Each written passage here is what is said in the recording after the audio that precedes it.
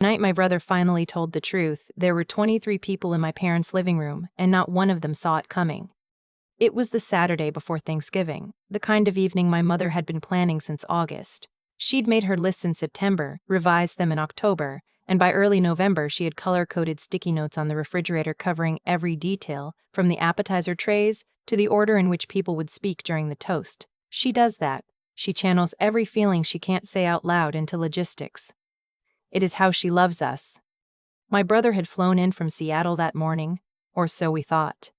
He came to the front door carrying a bottle of red wine and wearing the fleece pullover my parents gave him 2 Christmases ago, and my mother held his face in both hands the way she always does, the way she has done since we were small, and she said, "You look tired."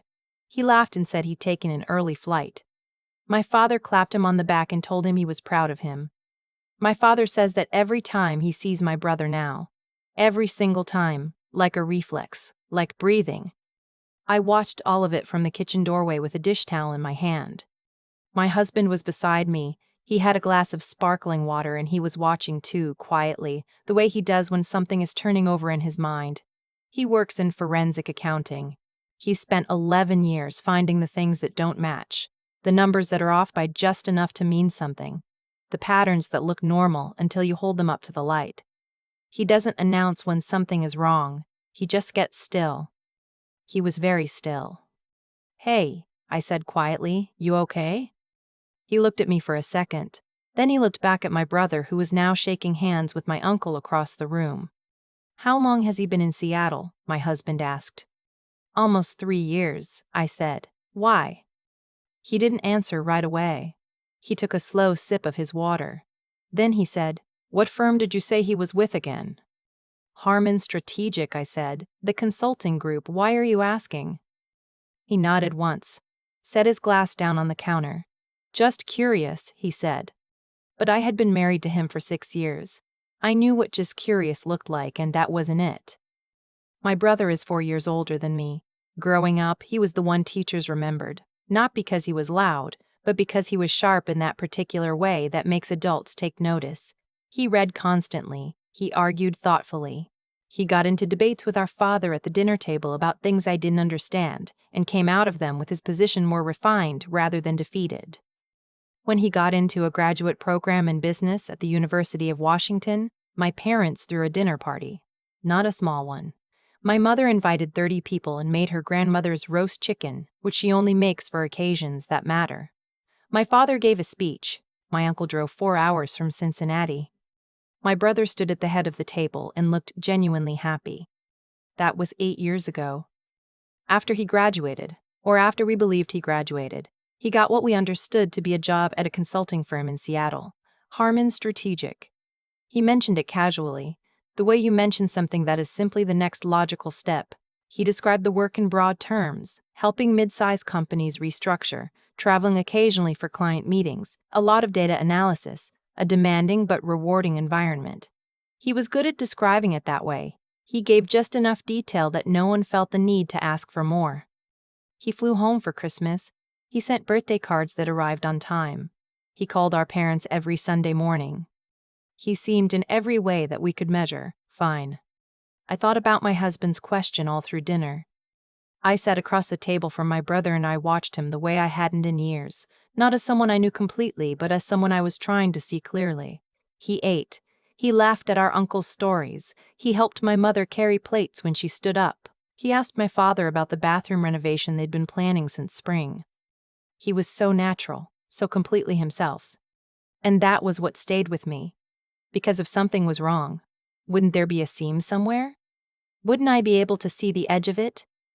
After dessert, while my mother was making coffee and the room had shifted into that loose, comfortable drift of after-dinner conversation, my husband found me by the back window and said, very quietly, "Can we talk for a minute?" We went to the laundry room. He closed the door. "I looked up Harmon Strategic," he said. "When?" "While you were helping with the salad." I stared at him. "And?" "It exists," he said. "Small firm. About 14 employees. They do legitimate work." I felt the tension in my chest loosen slightly. "Okay, so?" "Your brother isn't listed anywhere on their site," he said. Not as a current employee, not in any archive version I could find. I checked LinkedIn. His profile lists the firm, but there are no connections from anyone who actually works there. No endorsements from colleagues. No shared content. For someone who's been at a company for 3 years, there's almost nothing. I didn't say anything. That might mean nothing, he said. Some people just don't use LinkedIn. But when I searched his name alongside the firm's name, I couldn't find a single piece of evidence that the two are actually connected. Not a project, not a mention, not a conference, not a byline. The dryer hummed. From the other room, I could hear my father laughing at something. "What are you saying?" I asked. My voice came out lower than I intended.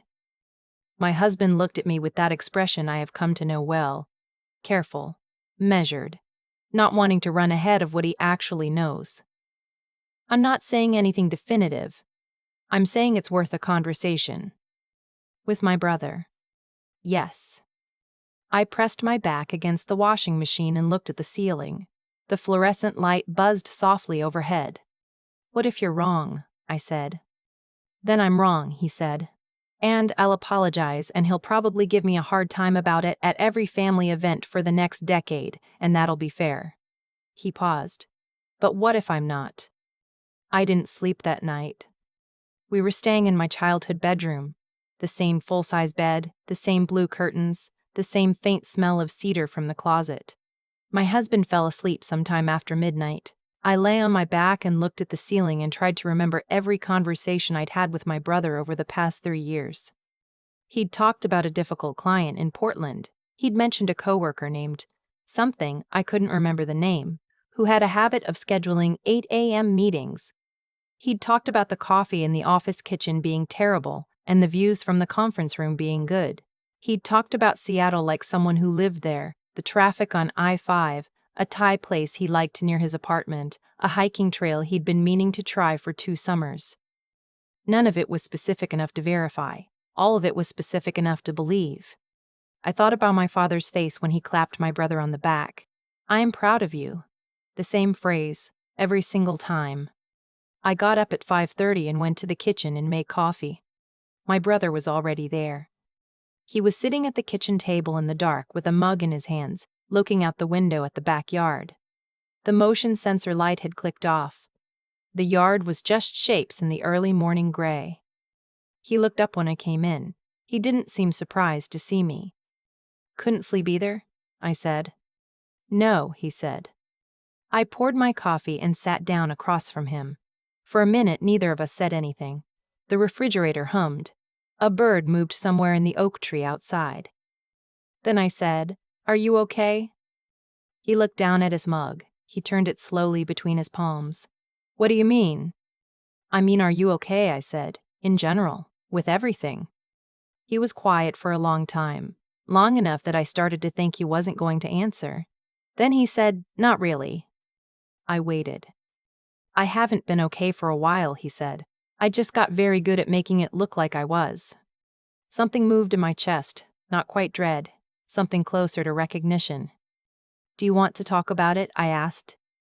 He looked up at me then, and I saw something in his face that I hadn't seen since we were children. A kind of naked, exhausted vulnerability. Like someone who has been holding something heavy for so long that they've forgotten what it feels like to put it down. "I don't know where to start," he said. "Start anywhere," I said. He didn't work at Harman Strategic. He had worked there, briefly, for about 4 months after he finished his program. He'd been let go in what he described as a quiet restructuring. 3 people in his group were let go at the same time. It wasn't personal. It wasn't a performance issue. It was just the kind of thing that happens. But he didn't tell us. He'd meant to. He told himself he would tell us once he found something new. He applied to other firms, went through interview processes, came close a few times.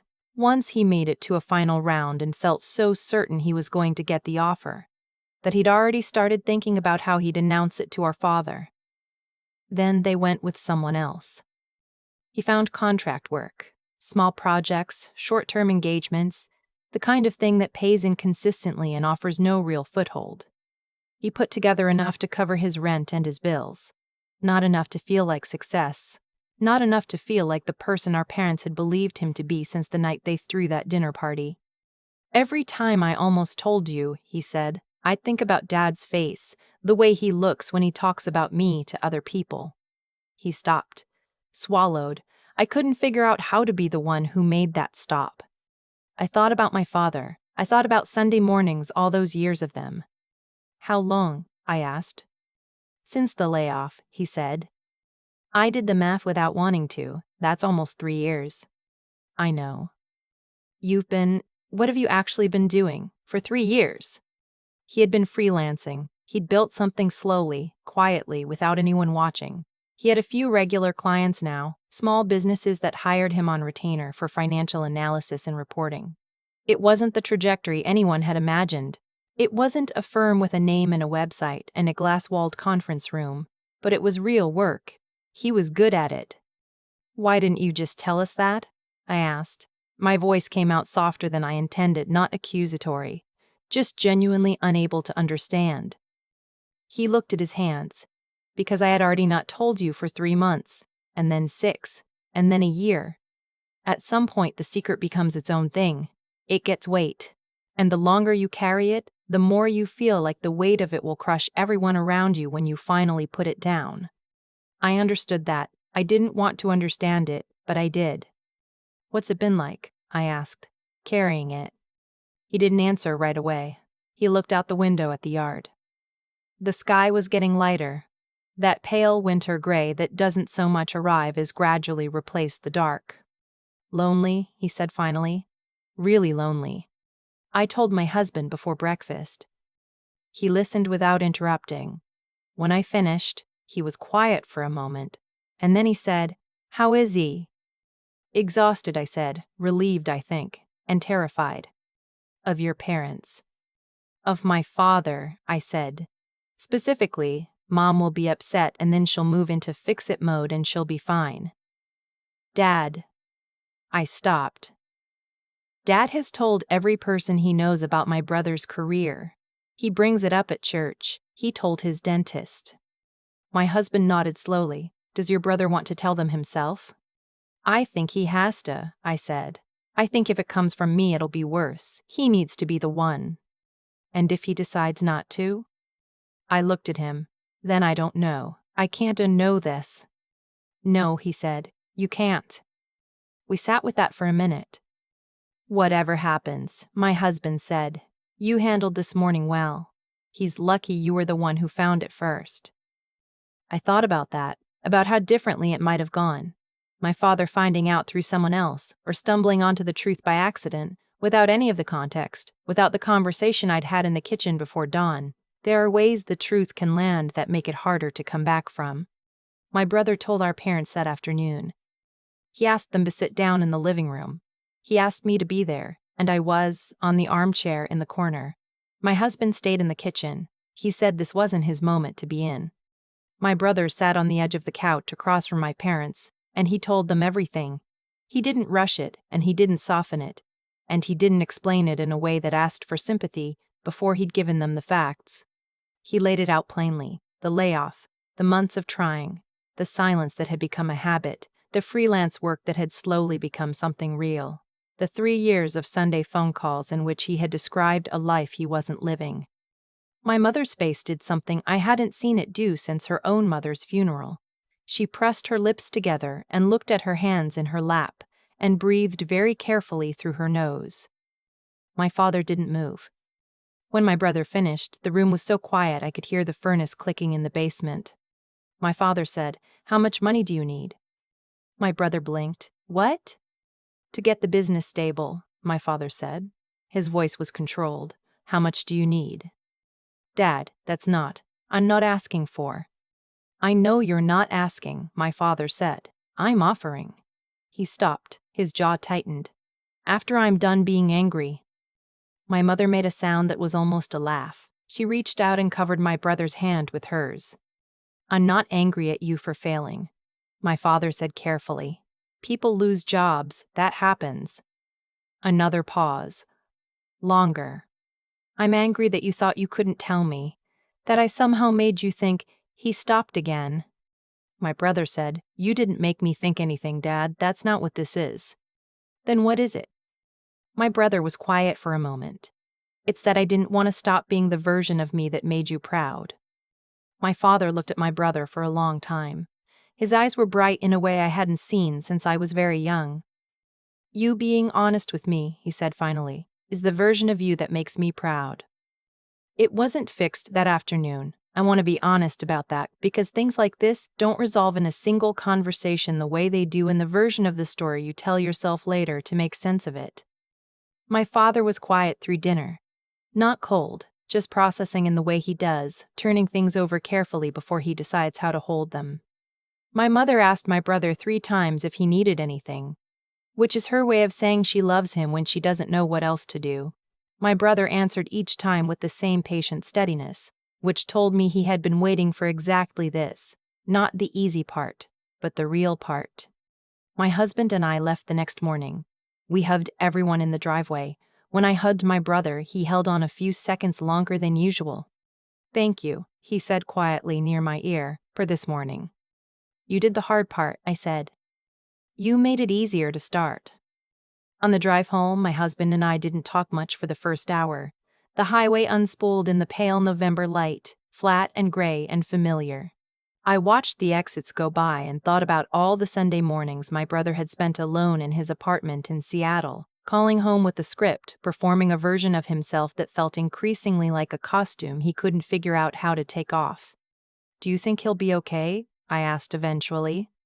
My husband thought about it. He doesn't answer questions like that quickly, which is one of the things I have always trusted about him. I think he already is, in the ways that matter. The rest is just logistics. I looked out the window. A water tower rose up against the sky and then was gone.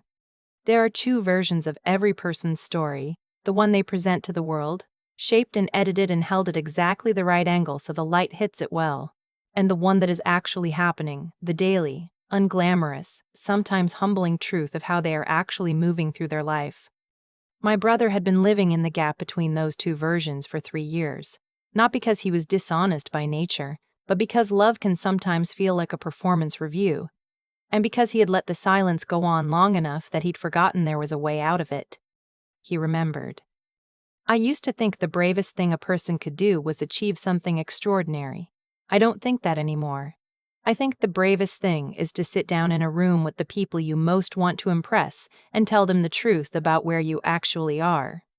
My brother did that, in the living room on a Saturday afternoon in November, with the furnace clicking and my mother's hand over his and my father's eyes going bright in that quiet way. It cost him something. I watched it cost him. But when he walked out of that room, something in the way he moved was different, lighter, somehow, even in the middle of all the uncertainty that was still ahead of him. That's the thing about the truth. It is heavier to carry than almost anything. And then you put it down and you realize that the weight was never really yours to carry alone. I keep thinking about my brother sitting alone in that kitchen before anyone else woke up. The house dark, the mug warm in his hands, 3 years of silence pressing down on him in a room full of the people he'd been hiding from. What strikes me most isn't the lie itself. It's how reasonable every single step toward it must have felt. He lost his job, something that happens to good, capable people all the time, through no fault of their own. He told himself he'd find something quickly and then he'd mention it, like a footnote. He didn't. Then weeks became months, and the story he hadn't corrected started to calcify. Not because he was a dishonest person by nature, but because he was a person who loved his family and couldn't figure out how to disappoint them. That's a very human thing. A painful, costly, very human thing. I think about cause and consequence a lot when I replay that weekend. My father built a household where achievement was celebrated loudly and openly. Sunday calls, dinner party speeches, the dentist knowing my brother's career trajectory. None of that came from a bad place. It came from love and pride. But somewhere in the translation, my brother received a message that the love was conditional on the achievement. He wasn't told that. He just felt it. And once he felt it, every decision that followed had that feeling underneath it.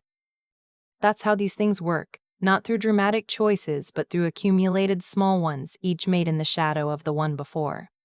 What saved him wasn't any single dramatic moment.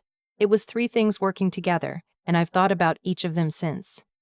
The first was integrity, not his alone, but his decision, finally, to choose it. He had been telling a story that protected everyone's comfort, including his own. When he sat down in that living room and laid out the truth without softening it or shifting the blame, he was choosing honesty over safety. That cost something real. I watched it cost him. The second was judgment, my husband's, specifically. He didn't leap to conclusions. He held what he'd noticed carefully, presented it to me without alarm, and asked the right question at the right time. So much could have gone differently if the truth had landed differently. Wisdom isn't just knowing something, it's knowing how and when to act on it. The third was perseverance, my brother's, in the years before that night. He hadn't collapsed. He built something real, quietly, alone, without anyone watching or applauding. The freelance work, the clients who trusted him, the slow accumulation of competence in the dark that was genuine, it just didn't look the way anyone expected success to look. My father said it himself, though he didn't frame it this way. He wasn't angry at the failure. He was angry that his son had decided, alone, that the failure was unforgivable. That is the real damage secrecy does. Not the thing being hidden, but the story we tell ourselves about why it has to stay hidden. I don't think my brother will make it this far from the truth again, not because the lesson was dramatic, it wasn't really in the end, but because he knows now what it actually costs. And he knows that the people sitting across from him in that living room were not the audience he'd imagined. They were just his family. They just wanted him back. That's usually how it turns out, when we finally let people see where we actually are.